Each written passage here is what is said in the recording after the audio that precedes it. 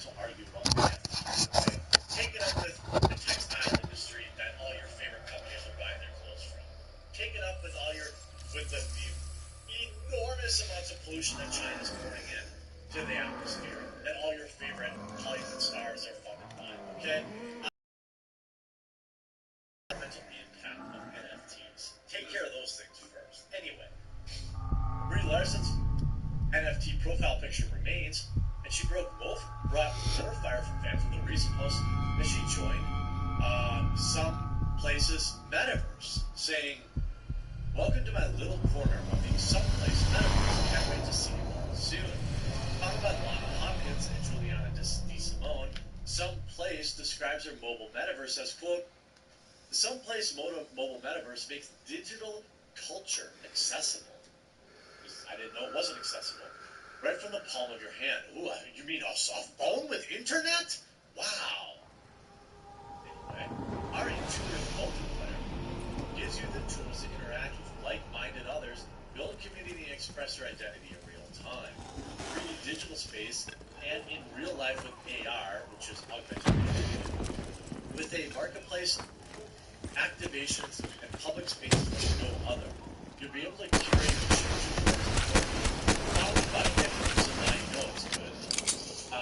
Someplace insists on breaking down barriers to build a digital experience for all. Did any of that make sense to you? I don't know what that paragraph just said. Well, what is the metaverse? The term metaverse was by author the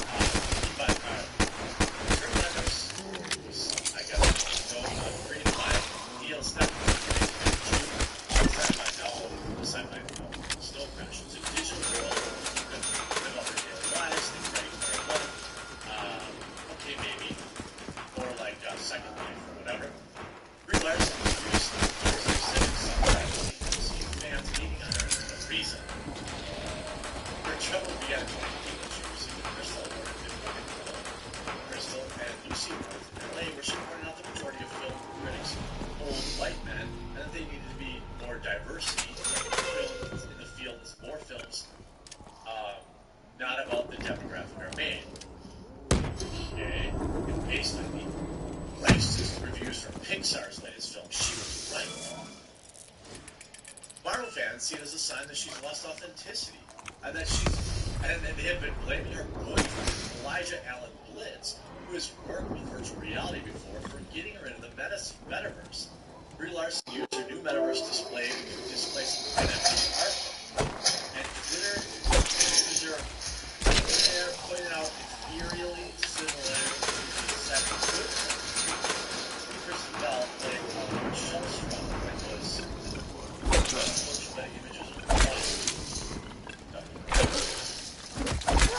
fans have been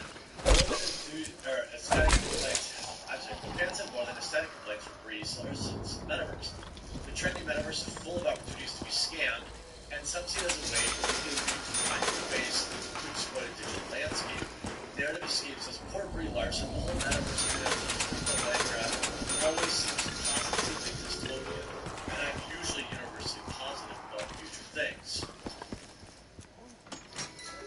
Ever since Brie became the first female lead of a Marvel movie in a particular section of Marvel, there's nothing but whine about her. I don't know who that was.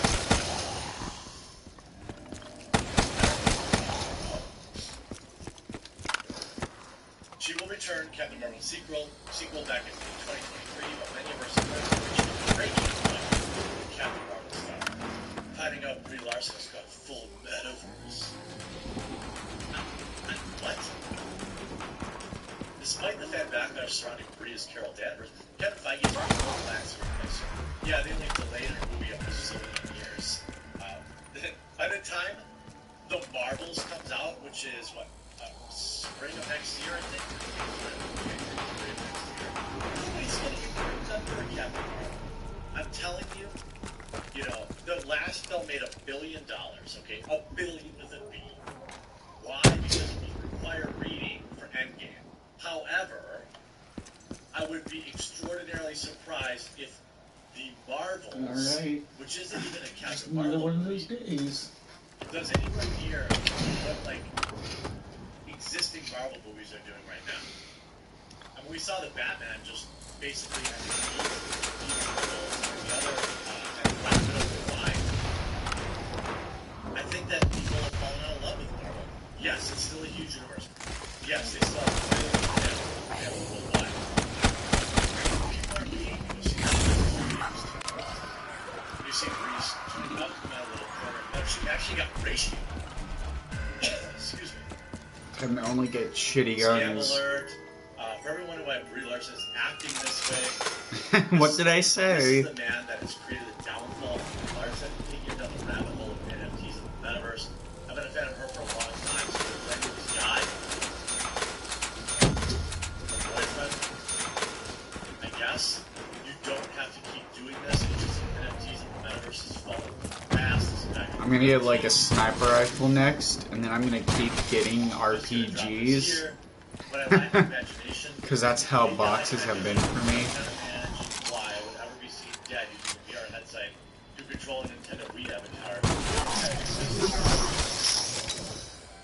Oh yeah. I mean, there's so many silence hexagon, profile picture. There's all, you know, her entire thread. There's very few people that are showing any kind of support for her. And, you know, it's bizarre. And there are some. Definitely. Brie Larson, I do not wish to join you in the metaverse, so I'm going to decline at this time. And her quote tweets also. Just people so angry. Hello, I am hated. Like, why does YouTube have to play an ad every 10 milliseconds now? It's insane. I hate YouTube.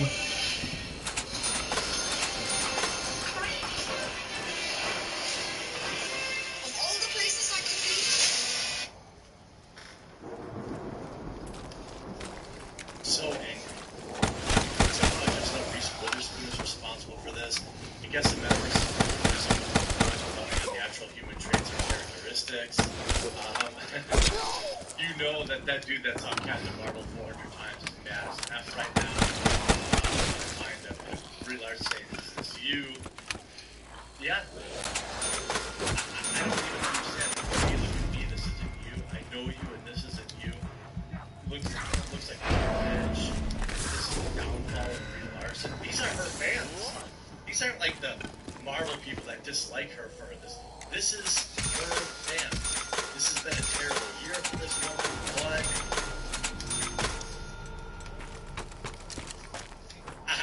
I don't know. Can't do much more of this. We need to uncancel Harry Hamlin and send him to go to work. I hope he's hungry. Yikes.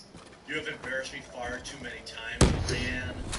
These are all her followers. These aren't people who are like, I hate Captain Marvel.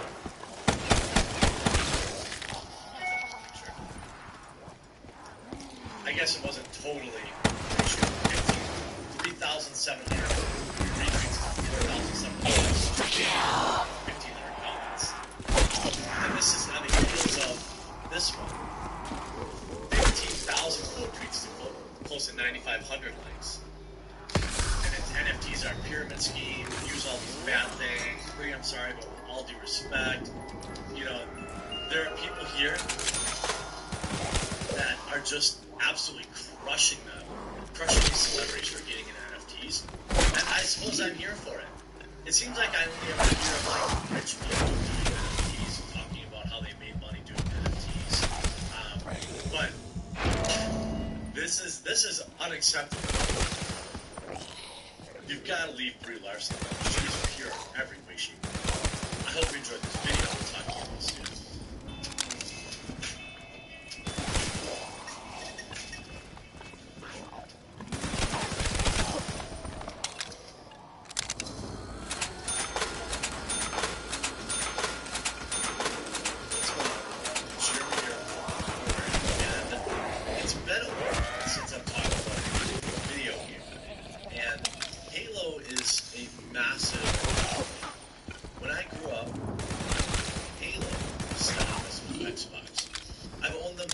Let's not do the And now that the Master Chief Collection came out on Steam, I can play it on my PC. I never could play any FPS games. I grew up playing it on mouse and keyboard, so I just never could understand how to play it on a controller. I'm just trash. Mouse and keyboard. But I know that Probably not going to get paid tomorrow either, so I'm not even going to fucking worry about it. I just hate the fact that I don't even know when I'm getting paid. That's awesome, guys. Or around it as fans that span, the last 20 years.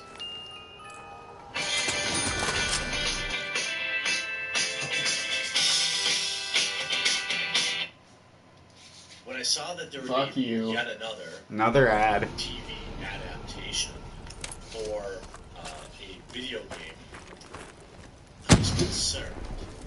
And it looks like my concerns were true. I saw what they did with The Witcher. Witcher came out to Netflix, and they're like, they don't really care about the video games. The show is nothing like the video game, and it's fine, but it's not as good as it would be if you spent more time playing monsters. The same would be true for Halo. The same has been true for most of our Halo movies, although less kind of stand out. But, this is a huge problem.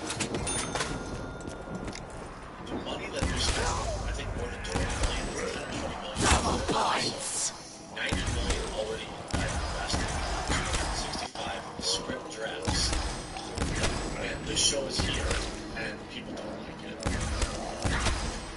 By the way, if you're looking for a gaming PC, I'm not going to run the ad, just metapcs.com/code-ordering, and you'll save 5%. They're my most important sponsor. It all started with this article from Variety, which came out a few days ago. And there was one kind of stunning review, and it was this. Well, we didn't look at the game. We didn't talk about the game. The game was showrunner Steve Kane says of his preparation with the game development industries. We talked about the characters in the world, so I never felt limited by it being a game. Interesting. You have this situation where the only reason this show is getting made because of the video game. These shows have to have some nod to the games. You can't just be their own thing and they burn things in the video game. It's just not. It's actually super disrespectful.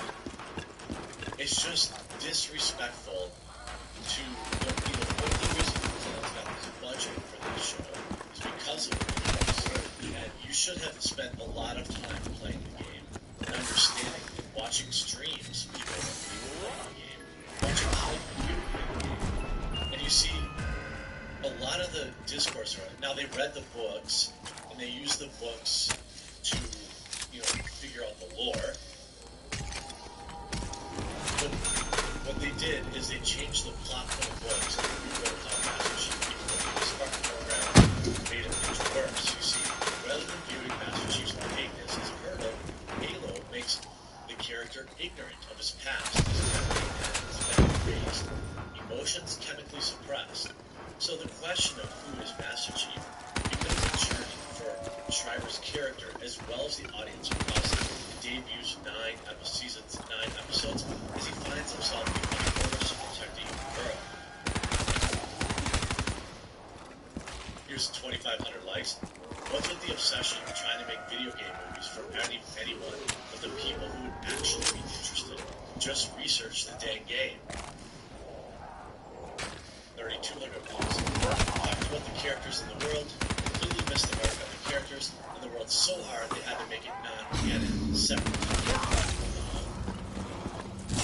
Paramount talked about the characters in the church. So the world being non-canon. Halo universe characters in the lore. Whoa. Paramount showrunners.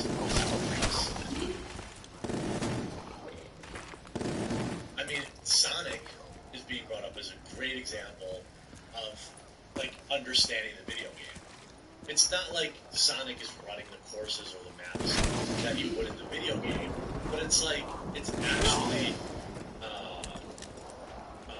you know, loyal. It feels loyal watching it. 5,000 likes. We didn't look at the game. We didn't talk about the game. Thanks for telling me this is going to suck. And the early reviews actually are in. It looks like it will suck. Halo TV reviews are in. Critics are comparing the series to The Mandalorian, but not in a good way. The lighter B-minus entertainment equals C-minus into IRC. It's The Mandalorian. It's The Last of Us. It's Logan and Leon the Professional in space. It's the story trope that's true in the ether, but never wears out as long as the stories are exciting questions from the book. Halo doesn't excel at all those qualities. Nauseating CG only shows action. It's a bad sign that the game's live-action trailers from over a decade ago feel more visceral than the actual series. None of it's more It shows many mysteries remain locked behind the game, as mystery boxes, which feel like an obligation to this figure, or a purposeful creative choice. Entertainment Weekly. There are trees smaller than Shriver, but his performance is not a fiery small man energy like James King who woke up one morning in the body of an Eastern European power. Master Chief isn't in his role. He shows you his face or his face. But any actor would have shrunken inside the spark. The plot shines the light in the Chief's background, and here I worry the makers of Halo are just arriving late to the party. Here's a story of a famous helmeted space warrior battled out in sad flashbacks that bear with the accomplished events as gold. It's The Mandalorian without the pucks. What is The Mandalorian? And if you look at the actual reviews on Rotten Tomatoes, they're just as bad. You even have Grace Randall, who is much maligned in the community as a voice of reason, extremely generic sci-fi and incredibly different. Just decriminalize weed already. We should have done that a while ago. Just doesn't cut it in ultra-competitive arena. And this is going to be a disaster for Paramount. The amount of money they spent, where is it? I think it was, I want to look at it, it's either 10, yeah, with a budget running more than $10 million per episode, already renewed for season 2. Well, of course, they stuck all this money in. Being renewed at that is not even like a point. It's currently sitting at a 59 with critics. And here's somebody who gave it a positive. Halo is a shameless criminal, but it's fun to watch. Play TV MA version of Star Wars. The Steven Spielberg produced blockbuster show that feels more like a game. They gave it a less than 7 out of 10. With YouTube Premium, you can watch as many videos as you want without pausing for ads. Get into what you're into. I don't see much in these early episodes make investing in the whole season worthwhile. Halo does not come remotely close to any of the other sci-fi fantasy series out there, and represents yet another mediocre video game adaptation. Maybe like actually listening to the gamers and understanding, you know, what matters and what's important about the game, understanding the soul of the fandom. This is something that seems to be continually ignored by a lot of these video game adaptations. Maybe somebody out there could maybe consider doing that. The drama comes on the side of the heavy and techno-babble and bureaucrat. It's as thrilling as a meeting. C-minus. It's exactly what you'd expect. While Halo features a few minor pivots in these early hours, there's very little to spoil or even less to spectacle than some other president. With only people that were present interested in it. Like the video game. And when you tell them it's something like the video game, they're just not gamers continually, like, if you watch The Witcher, do you feel like you're watching a video game play out in real life, or do you feel like you're watching a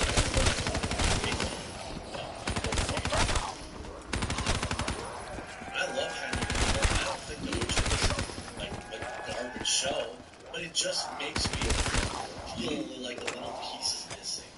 That connection that you would have if you cared a little bit more about video games. Now, The Witcher, of course, we have books and things like that. We have a lot of lore to go through, and that's one part of the game.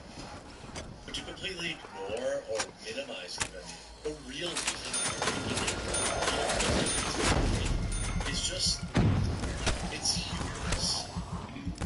It's just yet another set of Hollywood writers that think they know better than everybody else, and that they're going to go out there and use a property and then pretend like they did it all on their own.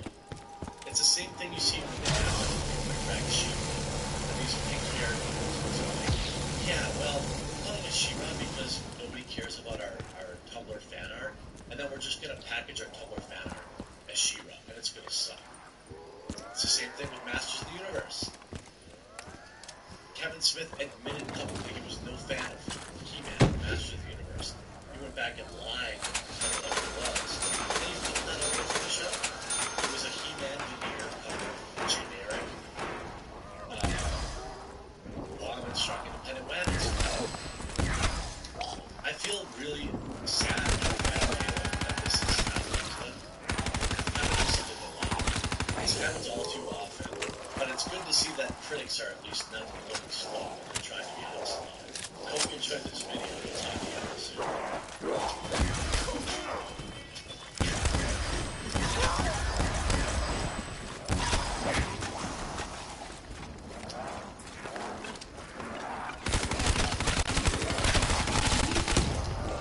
Win at work by communicating effectively with Grammarly's unique chat. He is emailing a difficult client. Hi.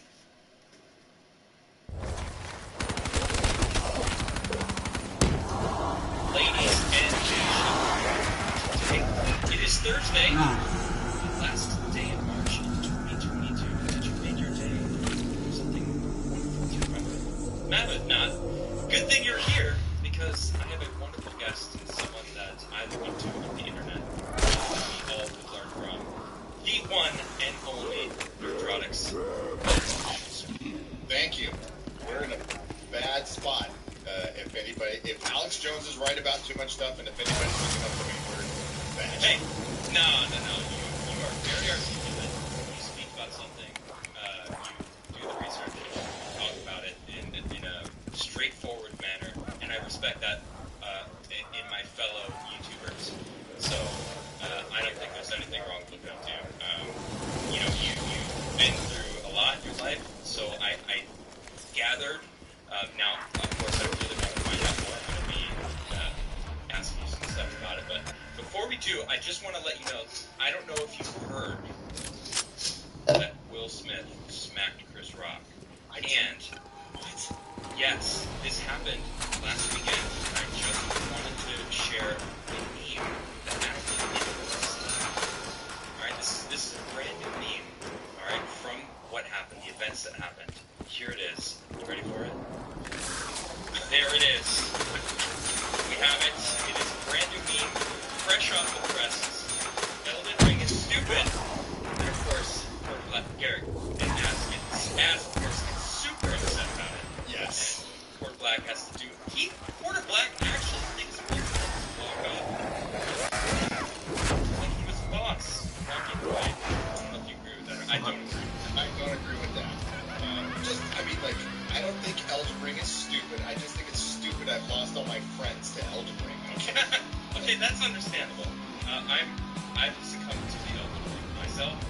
So I love games. But I was a Dark Souls player, Bloodborne, Sekiro, like all those games. I love From Software so much. So this game is just another one on the list of many games that they've done that are amazing. But yeah, let's find out more about you.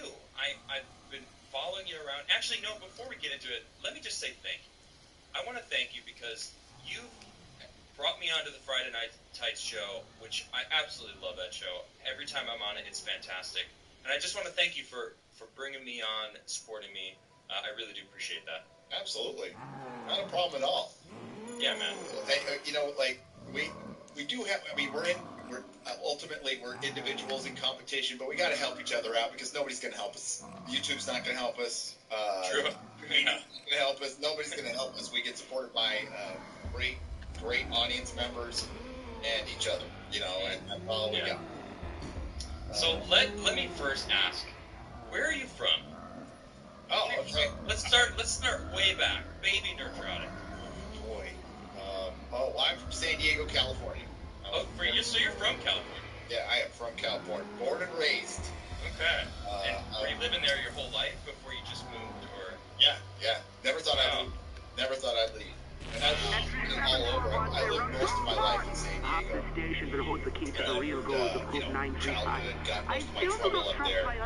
Then moved up to San Francisco, you know, for a woman. And, lived in LA for a couple of years, yeah. So, but I never thought I'd leave. Yeah, I was just talking about that to my wife last night. It's like, man, you know, I didn't see leaving California for political reasons as the reason I would leave.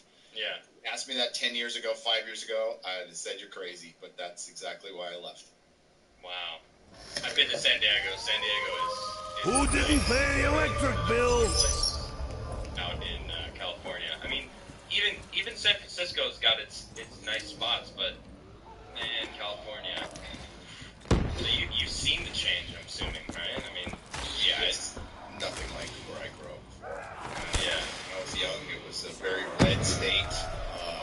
There were pockets of, it was very even for a long time. There was a lot of balance there. You get Republican politics, rarely interfered in your life, but not the harder years, and that's what I feel like we're in. It feels like a repeat of the late 70s, early 80s. What is, I hear that a lot. Carter. Now, I was born in the 80s, so I don't know. I don't know what Carter is. Why am I always needing more ammo? Like, why is it comparable? Just good questions. I can save you some time. I've been over 30,000 drinks. I don't really chew my food. Inflation. Okay.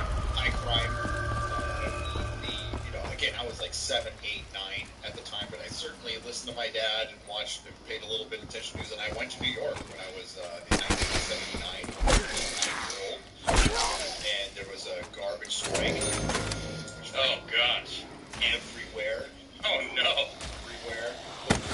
Everywhere in San Diego was crazy. You didn't go down to downtown San Diego because it was Navy. But like crime, there was a massive crime wave. Like a lot of Generation X kids did. Hours in a line, in a gas line. If your license plate ended with an odd or even number, the day you went and got gas. Oh wow. Yeah, it was pathetic. What? That stripper must have stolen my money. Just looking back, I would say probably Biden's much worse than Carter. Carter was bad. Carter was terrible. Yeah, at least he built houses for the poor later on and tried to do something. I can't see Biden doing that. Well, he's releasing 1 million barrels a day for the country, which is like. When did I run out of ammo? It's like people think they hear that and they're like, "Oh, great! This is going to be fantastic. It's going to drive down prices." No, it's not. No, it's going to make no difference at all. It's all manufactured. This is all like manufactured. It's craziness.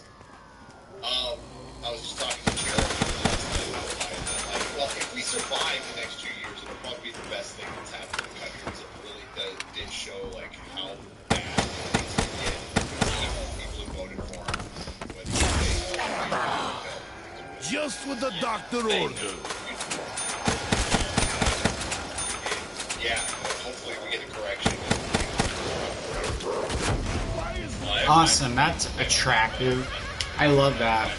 I need to stop dying so early, dude. The picture that's floating around right now that has the "I did that" sticker with Biden's face, and then below it there's a sheet of paper that says, "Please stop removing these stickers.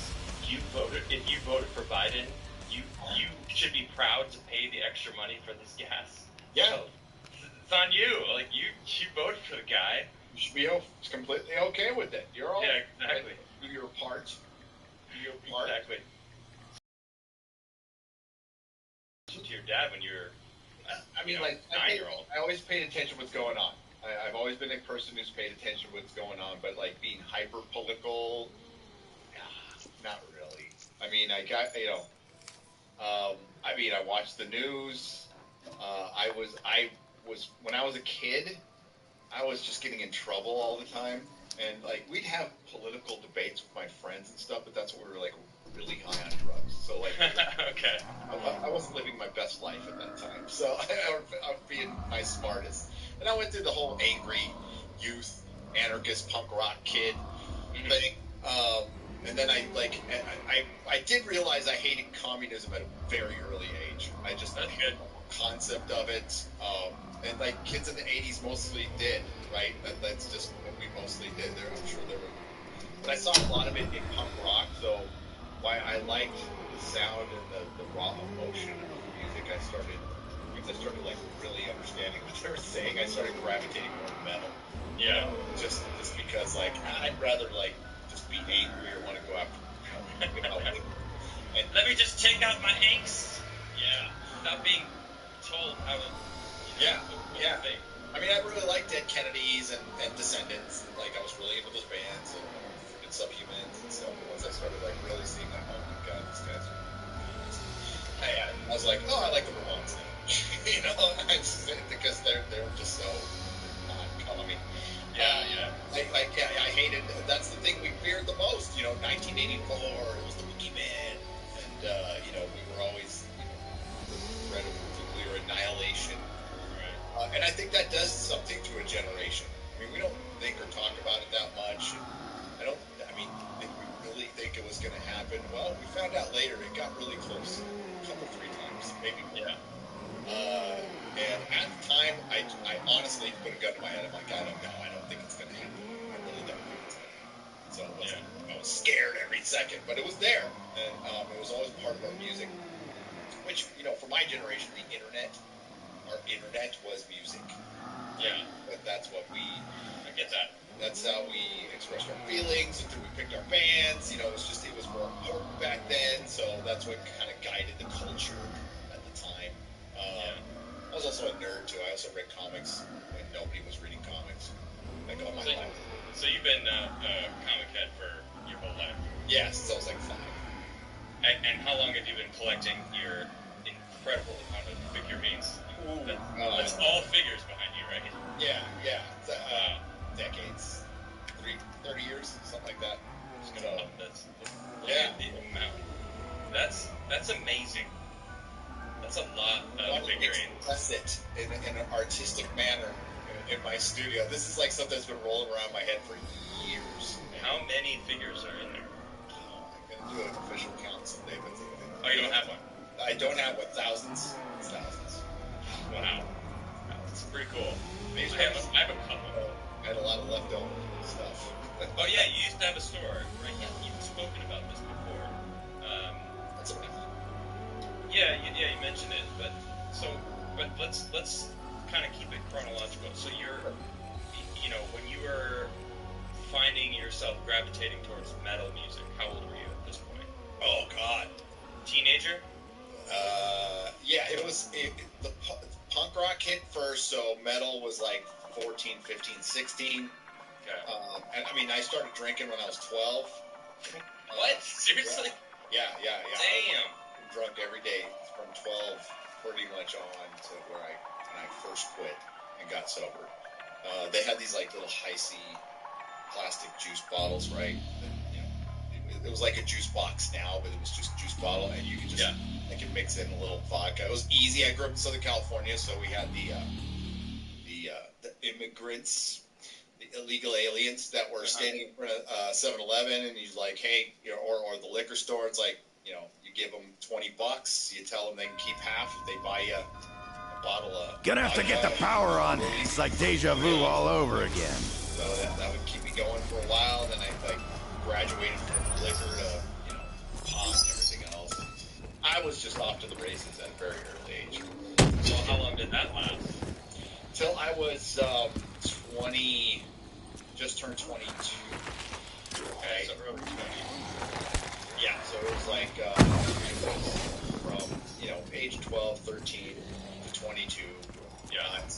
14 on, getting high every single day, whatever.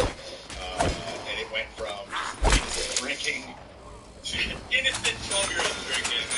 12-year-old drinking to cooking meth in the bridges. You know. Wow, that's deep. Yeah. So what changed in 22 that made you? Well, I got arrested. That would do it. Yeah. So I was, by the time everything was all over, like I flamed out of high school. I got kicked out of, like I joke, but I did technically get kicked out of 3 high schools. So And you? yeah. Is that for the drug use or other things? Drug use and punching a principal. So Punching a principal. Okay. yeah. Did he deserve it? I felt yeah. I no regrets at all. No regret. Every day. Wow. I mean, he told me the truth. He told me the truth. He said something to the effect of, "You are a waste of everyone's time. You're a waste of space. You're gonna amount to nothing." And I'm like, "Oh, nothing." Yeah. Wow. So. God, you undead flesh addict! I was in high school, Carlsbad High School. We're all high school. So Eventually finish high school. I did. Good for you. Good for you. halfway through the grade, and then I had a best friend of mine named Amy. He was kind of like a grass house, the age home. So it's like this artsy punk rock house. Yeah, like a commune. So we had like a kind of unintentional commune. Okay. And his dad didn't pay much attention. So all the wayward kids just partied at this house all the time. And that's where I lived. Because I was kicked out. Done with me at 15.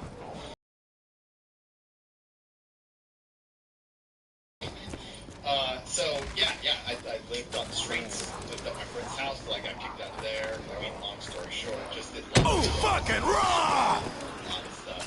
Broke into cars, stole motorcycles, broke into houses. Wow, that's people there. Like that was, that's called Wow, very bad. Yeah, I got popped for, like it had died. The guy was there, really gun. Hey, did Rick Toppin send you all? And I already thought like for a year. Sorry, meatbags, you're stuck outside. Wow. All right.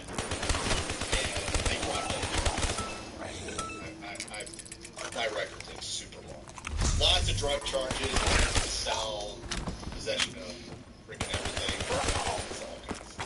And this is all in your early 20s. This is all within 19, 20, 21. This is all. Oh wow. Oh okay. Went all in, maybe. And yeah, so the final thing was, dude, I had a pocket full of money. I had all the drugs I needed. I was bored, so I just wanted to break into houses. And I got caught. And it was the second time, so there's no county jail like you do. You're going to prison now. Now you're going. This is your second felony, and this is at the time where they just, 3 strikes. Just out. So, I went away. I went away for 2.5 years on top of the year I just spent in county. So I spent 3.5 years of my life behind bars. At a very early age. So I went in there at 22, which was not fun. Yeah. Yeah. But I survived. I came out unharmed in any way. Losing. Ammunition on the house! Not a bad ratio, I'd say. And, broken bones, broken orbital, like shit, nothing. I lost it 2 years. It's like I feel like I got away with it. Got away pretty long. So Those are real. That's real things. That's serious shit there. I just fucking happy to be my friend. You know what I mean? So Man up, zombies! It's time to die! that hurts, man. Getting a fight hurts. I don't like it. I'm glad I don't do it anymore. So once I got out of there, I'm like, I am never going back. Because it was a nightmare. I went to Folsom Prison.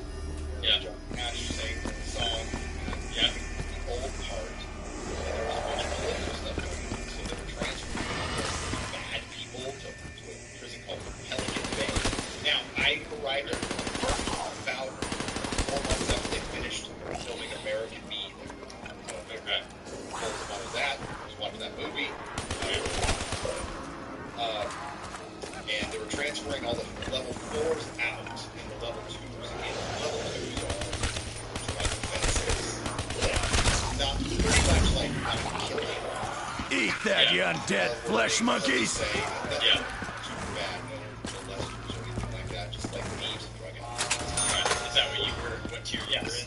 Okay. That's what the tier I was in. Level 4 is like just the worst of the worst. Okay. But they were still there. They still mixed up with there. So I still and they were supposed to do that. So I had a year of just like living through that. Living with a guy who killed 2 people for their friggin' drugs, for their heroin.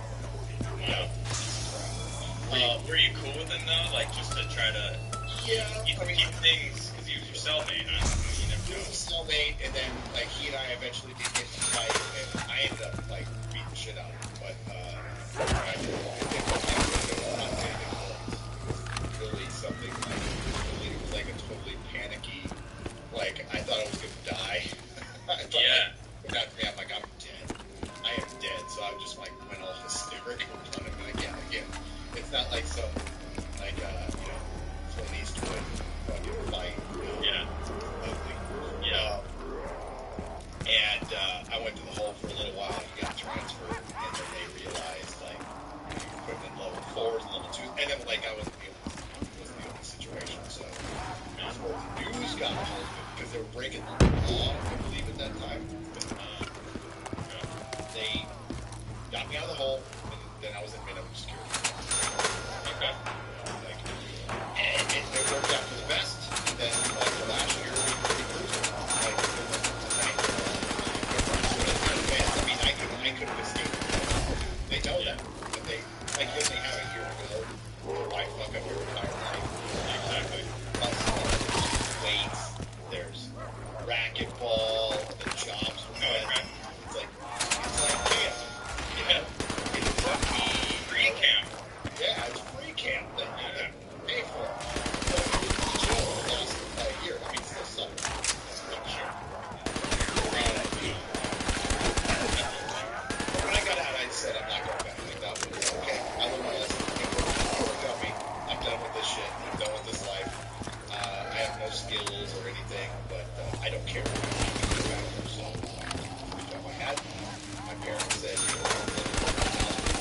gotta find your own place. You gotta get a job right away. A buddy of mine was the manager at the warehouse records. He gave me a part-time job. My fire on me. Like, I was fucking messed up. Right? But, like, I was just getting sober, but I was also, dealing with the stress of being in prison for 2.5 years. And it took a minute to come down from it. It took more than a minute. It took, like, technically years.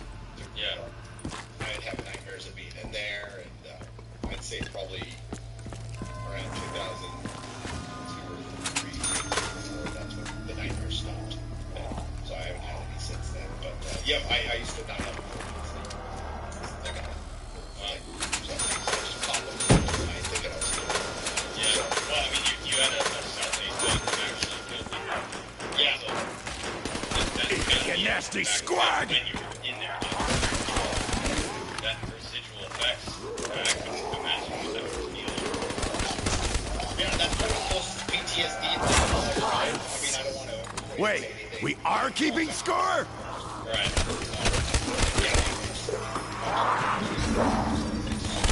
Let's see, 1,000 zombies, 1 Dempsey. Yeah, that's probably fair. Yeah, I just went to meetings. I got my sponsor. I did what I was told. I was totally fucking humbled, and I'm like, and I was grateful for everything. Like the day I got out was like the best fucking day. Like I didn't need anything. I was just happy to be. Yeah. So I got that job. Yeah, it like I was at the store working at a video department. It was fucking cool. It was totally cool. Like this is rad. I needed a little more money. So I kept that job, and I got a parts delivery job. It was really mundane shit, but like I was so happy with Whatever. And I got to drive around and just drop out of part-time shops. And listen to music, right? I mean, that's Music and talking the beauty of it. all fucking day. Talk radio, okay. And hit Toys R Us up and collect action figures, right? Oh, okay. That's when it started, the action figures. That's when it really kicked in, right? It's like, well, if you're not going to spend money on drugs, you gotta like do something, with just to give yourself that boost, right? So it became action figures. It's cool. Yeah. My mentality at the time, and it still is this way, is like I knew I wasn't going to college. I knew I wasn't going to make $100,000 a year. I knew I wasn't going to be some executive or whatever dreams I had as a kid. And I was fine. I was like so glad to be out of prison. I'm like, I'm okay with being, if I'm going to be a parts delivery guy the rest of my life, I'm okay. That's fine. That's better than dead. Yeah. What I thought it was going to be. And because of that, I never felt like I was competing against anybody. It was like a really good mental space for me. Like there wasn't a ton of stress. I was working around people who were just fucking miserable, right? Yeah. I'm like, I love this job. Like you have no idea how good this job is. All right, trust me.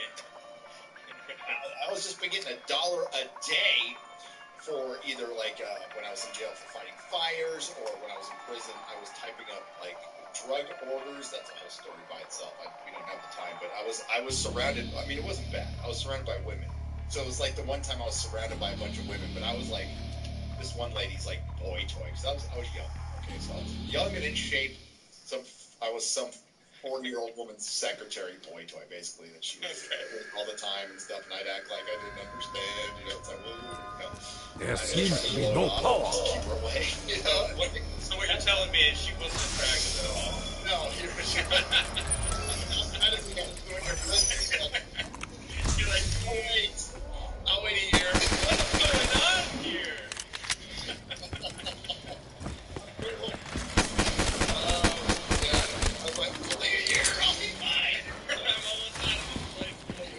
So this is the real reason why jail was so waking up in the middle of the night. Ah! You're looking over. Oh, she's not dead. Yeah. Alright, good. So long story short, I was going to meetings, I met my first wife. Now, I knew back in the day. So Where is my ammunition?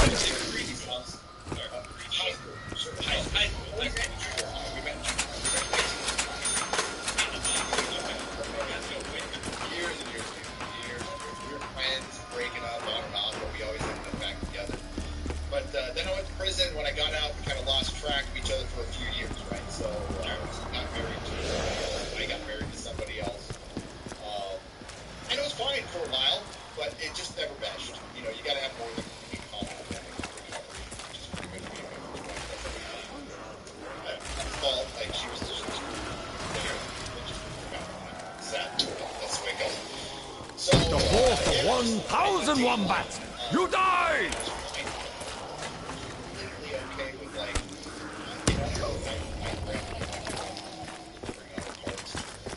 Selling them, and I'm like, then I learned a legitimate skill that could get me out of other places. Along the way, was mainly men. There's a couple of women, but it was mainly men who, through either recovery or just taking a flyer on the field, gave me a chance. They saw something in me, like, give me a chance, even though you have no experience, and there's been 3 or 4 really pivotal dudes in my life that gave me that chance. Eternally grateful for it. And I felt like I owed them for my hands off because they took this flyer out of this guy with a phone.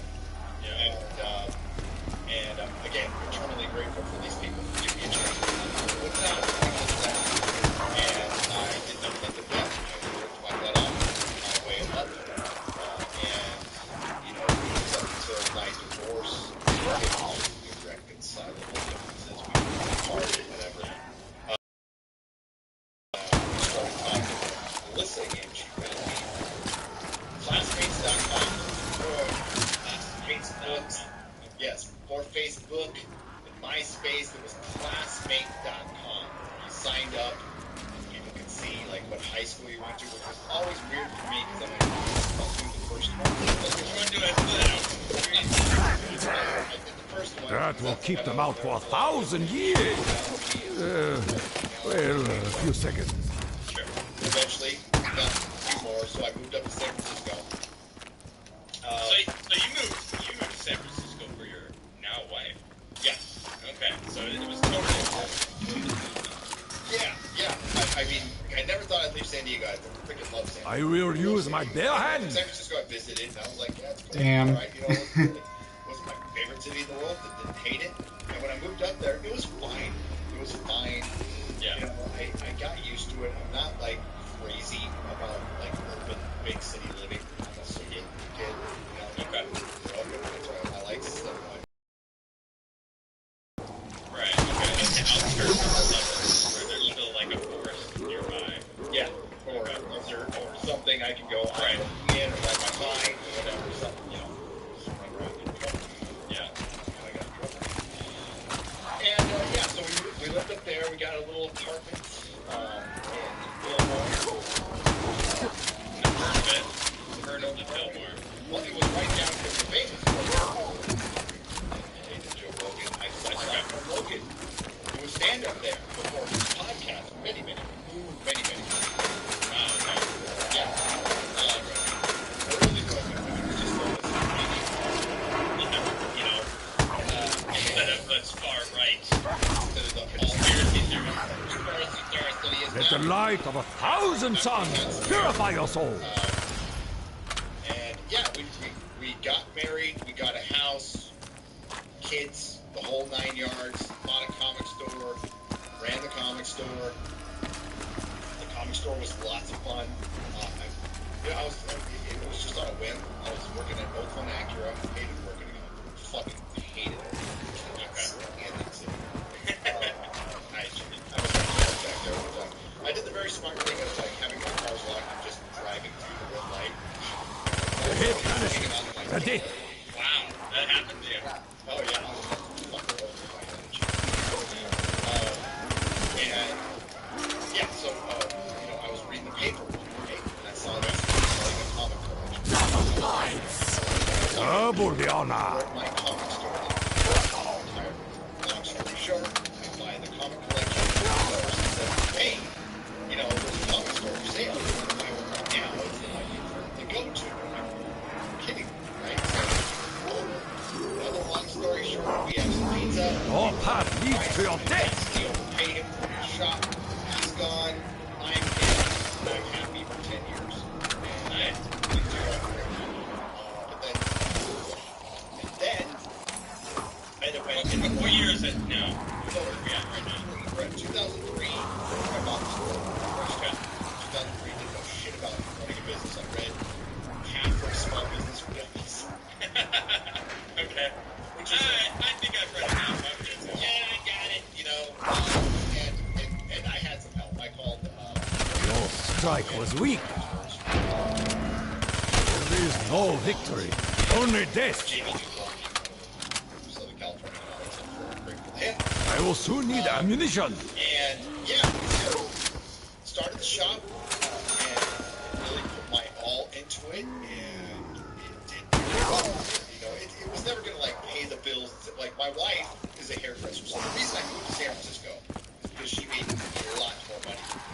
So it wouldn't be right for me to ask her to move down and give up her career where she's very lucrative career, very lucrative career for somebody who could just sell out of her thing. So I just decided to move up. That's why I moved down. That was the whole reason. She made boatloads more than I did. And she was very I successful. am possessed by the power of the Emperor! Biggest salon in San Francisco. Inspired by me by getting my own business. She's like, that looks fun. I'm gonna do it. Plus, I hate working for like she didn't like her boss, Kim Todd from DP and Todd. It's no secret. So she did, but you know, my wife had huge, big clientele, like in tech, CEOs, Tom Brady's mom, you know, like big time client. But has she never done Nancy Pelosi's hair? No, but she's done Gavin Newsom's. Okay. Yes. Yeah, went back resume.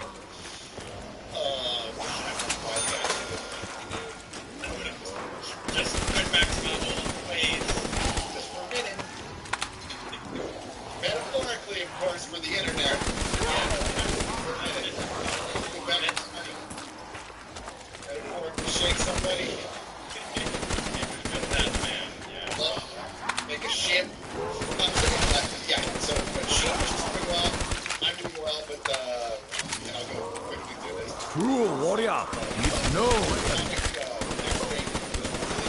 Successful. I thought I was just the shit. You are all die again. The tide tips in our What did favor. Denzel say to Will Smith? What did he say? I'm going to paraphrase what he said. He said, the devil comes for you at your highest moment. Basically, that's a really what he's saying. The most dangerous time for man to be successful. Right? And they start thinking, I don't need meetings anymore. I got this shit figured out. That's where I was at. Complete, like, just recipe for failure. So it was accidental. Like, I got injured. I crushed my thumb. So stupid. And the emergency room gave me some Vicodin. Boom, off to the races. Just absolutely off to the races after that. Like, after the first one. So, fell off the wagon, had to clean up, had to sell the store, save my life. So I'm like, no, that's what we had to do. So I went back on the wagon, right? Went back to meetings, started over again. How long did that take after you fell off? It was a long process. This gives us time to prep. I mean, like, it's called progressive disease for a reason. Alcohol and drug addiction is a progressive disease. What they mean by that is quit when you're 20 now. If you quit in 2005 and you pick it up today, it will be as if you have been doing coke that whole time. You basically pick up like you've been doing coke the whole time. Still not small, but you would be doing the amount of coke you would be doing if you were not progressive disease, and that is an absolute truth. It's an absolute truth. I just dived into it and it just was so fast. So fast. So lucky I'm alive. Got out of it. Sold the shop. I was really bummed. It cost me my shop. It did. Yeah. Damn near cost me my marriage, everything else, but that worked out. So I started up from scratch. I worked at an O'Reilly's Auto Part, made $12 an hour, worked my way back up through auto parts again, right? To get back on my feet, and I wasn't like happy about it. Like I was very disgruntled and grumpy for the first couple of years, very hard to be around, you know. But I started this little podcast on my like 4th day sober in a Starbucks in San Francisco with a friend of mine, just to keep talking about comics. I want to stay in touch with the nerd thing. So that's my favorite part about a comic story. Every day I just went to work and just did what I do now, all day. Yeah. Friends, sell comic books, talk shit about the bad ones, sell the good ones. It's kind of what I do now. Right. Exactly. And like there's so many stories. I don't want to. There's so many stories. That'll probably take all day. I won Best of the Bay. I did win Best of the Bay 2000. What is that? What's Best of the Bay? San Francisco Chronicle does a Best of the Bay. Best hair salon, best best restaurant. I won Best Comic Shop in the entire Bay Area for 2000. Yeah, that was fun. That was an achievement. Yeah. So sold it. Started doing podcasting. Never thought like this would happen. It was just purely going to be for fun. Never thought that 10 people would ever listen. Just like, I'm going to do this because it's a hobby and it's fun. And that's how it started for many years. I've been like on YouTube for 8 years. So I started in 2014. For 2014 now, I started doing like 2 audio podcasts that were on. Was it Audacity when it was still around? I think it was Audacity. It's not around anymore. Okay. Yeah, I can't. No, it's not Audacity. Sorry, take that. It was podcast.com. Podcast.com. Very simple, and it's gone now. Why did I say Audacity? That's what I recorded on. It was podcast.com. Then I went to SoundCloud, and then we started I figured out how to put it on iTunes through my website. I just started a WordPress website. And then backing stuff up on YouTube. Then we decided, hey, it's a lot easier to record because I didn't even know what the hell I was doing. So we would like record separately with Audacity, and I'd have to put the two tracks together. Like I had no idea what I was doing. But then we discovered YouTube live streaming. Like, hey, this is a much better way to record through Hangouts. Yeah. And little did I know people were watching. I never thought people would watch, right? So all of a sudden, you know, like months into it, I've heard this guy going, dude, I have been trying to talk to you in chat for months. I'm like, what are you talking? What chat? What's chat? Oh, wow. And I look, and there's freaking people in there. I'm like, holy shit, how long have you been watching this? This is ridiculous. That's cool. Yeah. So I love that too, because that is doing a YouTube show because you love doing it. You know, I hear all these young YouTubers that are like, why isn't anyone watching my channel? It's because you're doing YouTube to get viewers to watch you, not because you want to talk about something that you're interested in, right? And it's such a travesty where people think that that's all they need is just do it, and then it's like you got to have a passion for what you're talking about, and that's very clearly what you have, is a passion for comics. Oh yeah, and just pop culture, like that. We were talking about comics, movies, TV shows. We started reviewing TV shows, and yeah, people started watching, and it just grew. And then there's like 5, I guess, points that kind of grew my channel, right? So the first small one was The Expanse, when The Expanse TV show got canceled from Sci-Fi. It gave me a little bump. Star Trek Discovery, sucking, that gave me a little bump. The big bump came from Doctor Who, and then Game of Thrones, and then, I mean, I guess you can, there's a lot of little stuff in there too, but we're talking about like major surges in the channel. And then there was just recently Lord of the Rings. So I think you can throw in Star Wars too, Rise of Skywalker. Main power offline. Auxiliary power activated. Had orders of magnitude with double triple. And Hey, Treyarch, can we get a new objective, please? It feels like I've won the lottery. Although I worked very hard to do it, I was very dedicated at this, and my wife will Was it just me, or did you guys hear a I voice? approached the podcast when nobody was watching the same way I approach it right now. And I did it with diligence and research, and because I freaking love it. It's awesome. Well, Critical Drinker said earlier, you guys were on a show earlier, and you guys were talking about how these other sites are jealous of you guys because people are flocking to you, but it's because you guys care about it and you're saying what everyone thinks. So it's not surprising to me at all that you know, watch your channel and appreciate people because you love quality stuff and you're passionate about it, and it's like those two things combined means you're going to get an honest opinion. If something's shit and you say it's shit, it's like, alright, well, it's probably shit. So, I mean, like, I'm not always right. Nobody is, of course. But I mean, yes, I will always say it doesn't matter to me. Either way, I'm fine. yeah. If something's good, I'm fine. I'm okay with it. That's great. That's actually really good. You know, my positive reviews just do just as well as the negative ones. And believe me, I'm not everything else much easier to like. Liking everything is the easy way to go. It's the smarter way to go. Quite regular. We're just talking about shekels and boom. Yeah. You make a lot more. So fence sitting, if you will, kind of towing the line, not taking a direct stance, or just always saying, the grass is so great over here, you should always check it out. Yeah, I can't do that. I can't. I mean, Yo, need some juice. I work for some people. I don't know if that works. Yeah, it does work quite well in entertainment, quite frankly. I just can't do that. I can't. Yeah, sure, the big companies will you know, help boost you up more. They're like, this person is saying great. Let's actually bring them to the forefront because that's what we want everyone to see. You know? Yeah, like loving Disney would be fantastic for a lot of channels. I can't, especially now. Especially now, it's so freaking dark. So I didn't think I'd be talking about this, you know?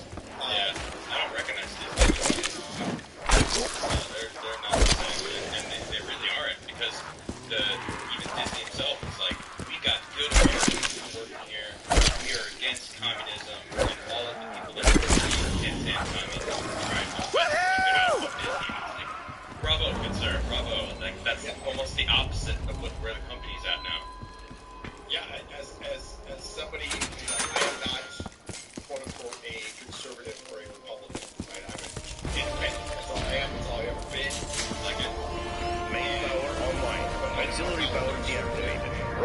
Switching test position. It's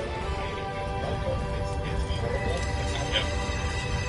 Again, don't agree with them all the time. They have the demonization I've seen of conservative Christian. Again, not even a Christian, but like, I don't need to be to have empathy for my fellow man. It seems like when I'm seeing no ammo.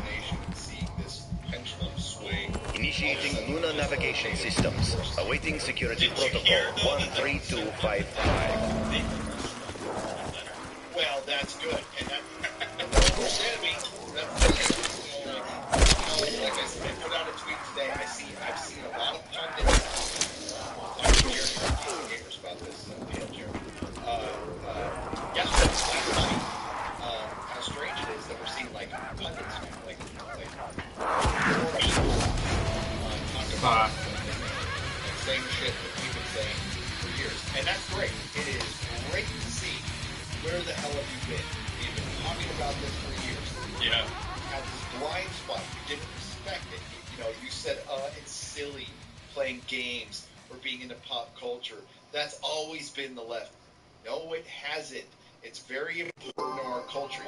They vastly underestimated how much influence it had, how important it was. It's been a massive